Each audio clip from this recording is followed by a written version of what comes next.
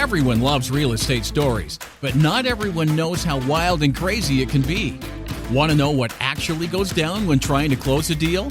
You're in luck, because you're listening to Real Estate Real Laughs, hosted by Valerie Fitzgerald and Bob Hurwitz. Get a good dose of stories and laughter from industry experts who have seen and done it all. Get behind the scenes and be privy to the high-end luxury market. Enjoy refreshing takes from fellow industry insiders and celebrities. Tune in and get a front row ticket to the unseen and hilarious side of real estate with Valerie Fitzgerald and Bob Hurwitz.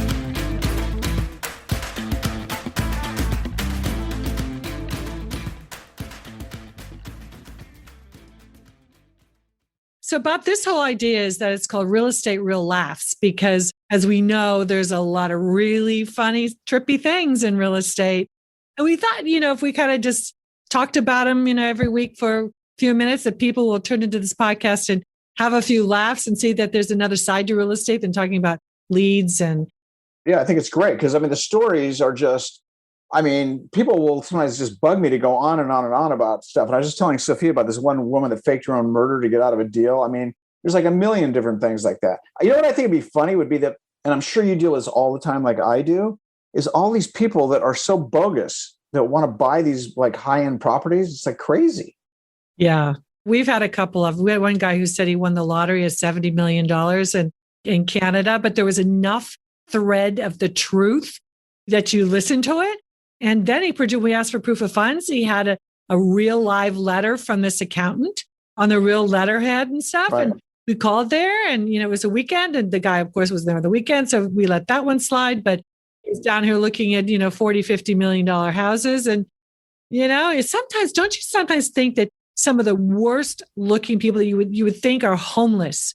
100%. They're real. It's weird. And the people that are look really real are fake a lot of times. Right.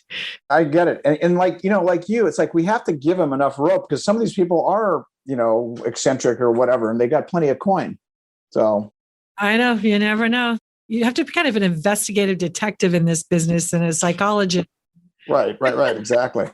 And kind of hear through things you're trying to hear and direct, and you take it all in with a look. And it's quite the experience. So tell me about the woman who faked her own murder to get out of a deal. That's a good one. All right. So that was pretty interesting. That was quite a few years ago. But this woman wanted to see a property I had listed, which was a really unique property, had a train running around the house, had water elements. The guy that owned it he had an eidetic memory. So he could remember what was on a page that he read like a month ago.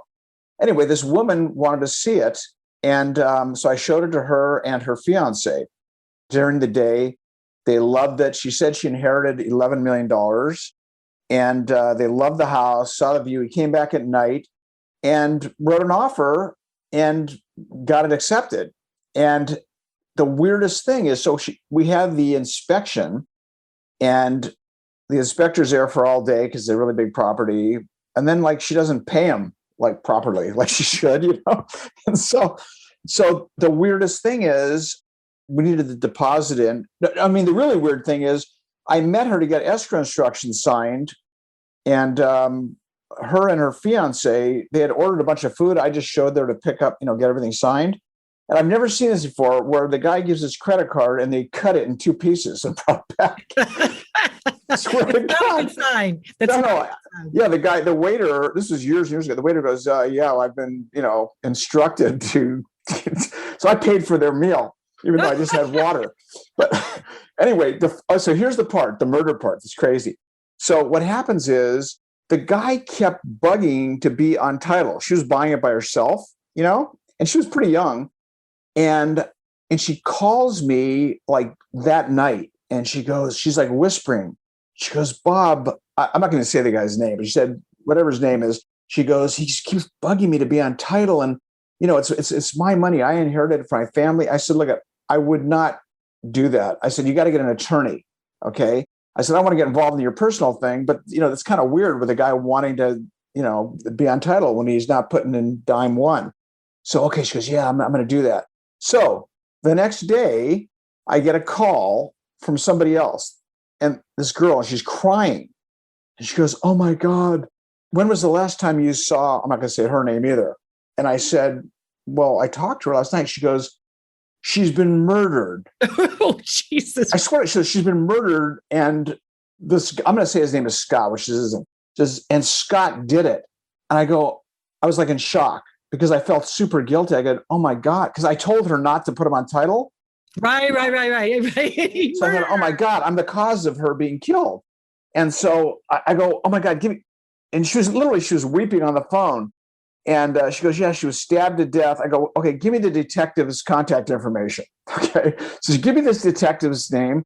I call up and I couldn't reach the guy. So I got somebody else. And they said, well, I said, has there been someone murdered that fits this description? And she goes, and the police person, they do some checking and they go, well, no, there's nobody has fit that description, which is weird because in LA, there's probably 8 trillion murders a night, but nobody fit her description. So the reality is I never, ever got a hold of her again. And this was her sister or anybody else. And I followed up for a few days. And then I realized, okay, something is really sketchy here. But meanwhile, we were in escrow. Okay. And the guy was a super cool, like really smart guy. And I didn't really want to like tell him that this person disappeared. So I immediately I actually got Matt LeBlanc from Friends to buy the house. Like 3 days later, we canceled the deal. Then the funny part is a month later, I get a call from this guy, Scott. And he goes, hey, Bob, we can't work the code on the gate. I go, what are you talking about? He goes, yeah, we can't open the code on the gate. I go, what are you talking about? I go, well, I used her name. I said, she didn't buy the house. She's dead and you murdered her.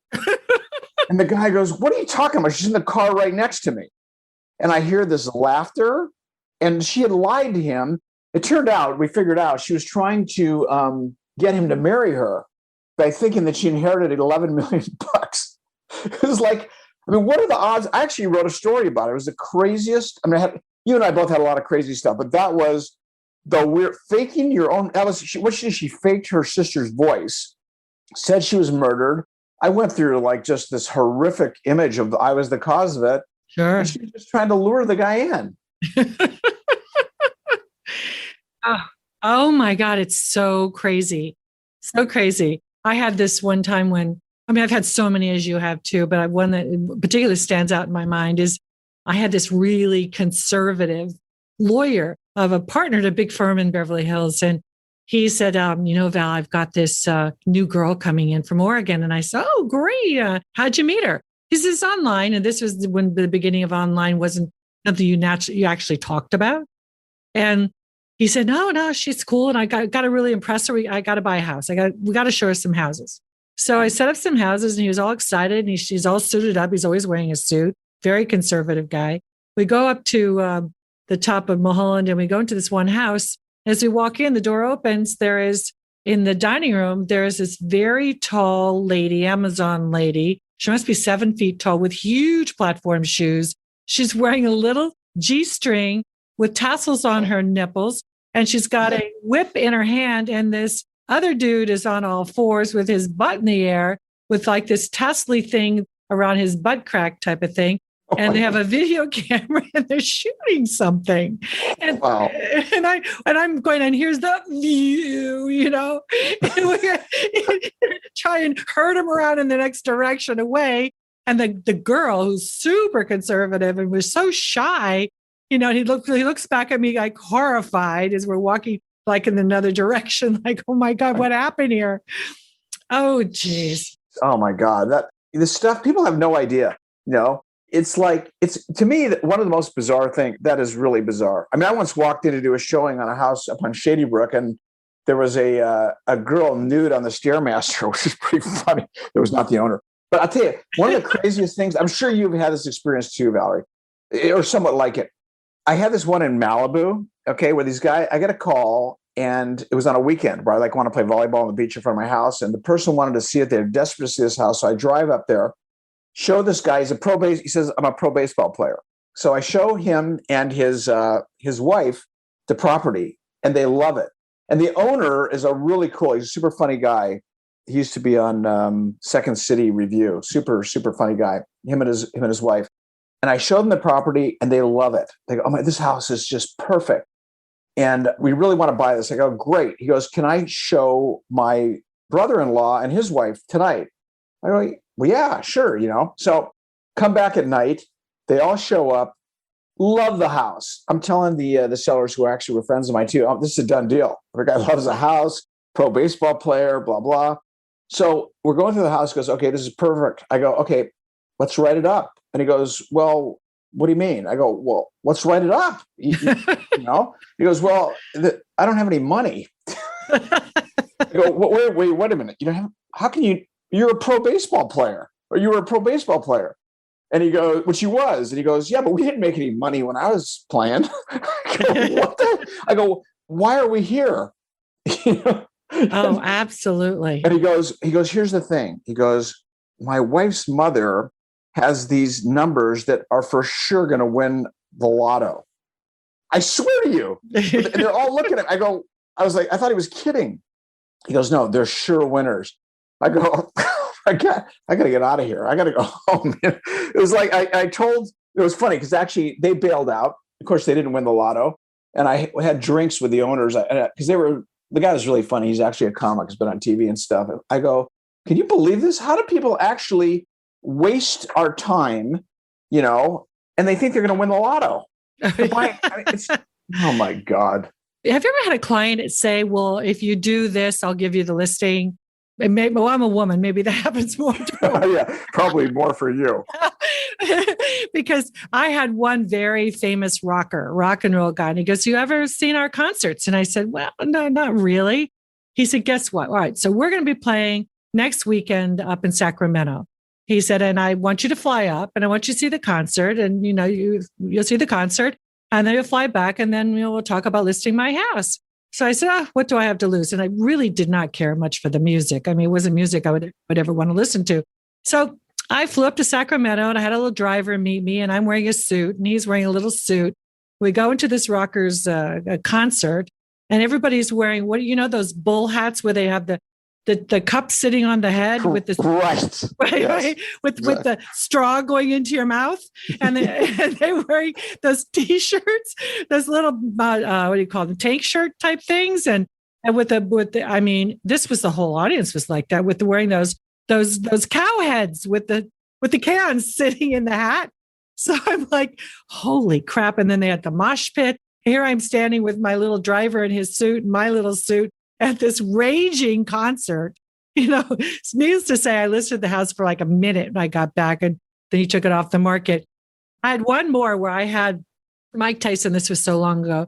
And he said, "Well, you've got to come see the fight in Vegas and I'll send a plane." And everything, because I was flying back and forth to do a very big deal for him to get signatures in Vegas. So he sent this beautiful jet for me. And I took my girlfriend and we flew down there. Well, you know what happened at that fight with Holyfield? That was Holyfield's fight. Yeah, all hell broke loose. Holy stampede, the whole thing. You're running for your life to go get a cab to the airport to get back. And I mean, I had a celebrity another time showing him my house. 2 girls pop out of the shower naked, totally wet, giggling, kissing each other. Jesus. I got to be partners with you. That's some really cool stuff. It's like, but don't we always have to adjust on our feet quickly? Oh, 100%. It's so funny you mentioned Tyson, okay? Because I had this property on Sunset once listed, and this guy calls me, and he goes, this was in the 90s. The guy goes, I'm Anthony Pitts, and I'm interested in this property you have in Unique Homes. That was before there was even an internet. And he goes, "I need a couple of my people to look at it." So I go, "Okay." So I go over and these 2 guys look like hardcore, like gangbanger dudes. And they got videos and stuff. And I'm thinking, oh my God, I hope I make it out of here alive. But they videotape and they leave. And then I get a call, I'm not sure it was the next day or whatever, from this other guy that says, "I need you to fly out because I want to write up an offer on that property on Sunset." And I go, he said his name was John Horn. And I go, "Well, first of all, we can do it by fax." That was before the internet. I said, "I don't need to fly out anywhere." I thought it was bogus. I said, I go, look, I don't even know who you guys are. We can write it up by fax. Goes, I am the eyes of Mike Tyson. I go, what? I swear I'll never forget this. I go, okay, let me call you back. So I called him back, and it goes to Don King Productions. Okay. And I realized Tyson is fighting, and this is so classic that you brought this up. This was way earlier than Holyfield. Yeah, it was earlier. So I go, wait a minute. I go, forget the facts, because he's fighting Razor Ruddock in Vegas. I go, dude, I'm gonna get me ringside. I'll come out and see the fight. We'll do it, Like you said, adapt on the fly. Suddenly, instead of the guy being bogus, I'm like, kissing his ass. I'll be there. Yeah. Yeah. So he laughed. He goes, okay, come on out. So I flew out there and went ringside. It was hilarious. I mean, you've been to fights, you know what it's like with their announcing. And here is the funniest is they were announcing people in the crowd. And then suddenly Don Johnson from Miami Vice, he complained they weren't announcing his name. So they announced, and here's Don Johnson, the singer, because he'd released a single or something. It was pretty hilarious. Anyway, point is, I see the fight. It was a great fight. I come back. I'm buying shirts on the way back from the Mirage to my hotel. There was Razor Ruddock and Tyson. I get back to my hotel. They don't have sleeves. They were just selling just bogus stuff on the street, which I paid for. But point is, I get back to LA, and Tyson shows up along with Don King and goes, oh, Bobby, I love this. He's got that little voice of his. I really want to get this. He couldn't get the money. The guy made $100 million or something, and King wouldn't let him get the money. It was crazy. Yeah, boy. See, adjust to this, adjust to that. Yeah, we have to, Valerie, here's the thing. You're a pro. You've been doing this forever, and so have I. And you literally have to be a chameleon. You have to adjust because things come in. And like we both know, sometimes people look like they're worth $1 billion and they're not worth anything. And other people they don't look like anything, and they got the real money. Yeah, absolutely. I mean, it doesn't cease. Like an hour ago, a lady called me on a house for $8 million, and she's telling me, oh yeah, the pictures are gorgeous. And I'm really interested in it. She goes, but what about the furniture? And I said, well, the furniture you can buy from the stager. It's staged. It's not owned by the seller and all that. And she goes,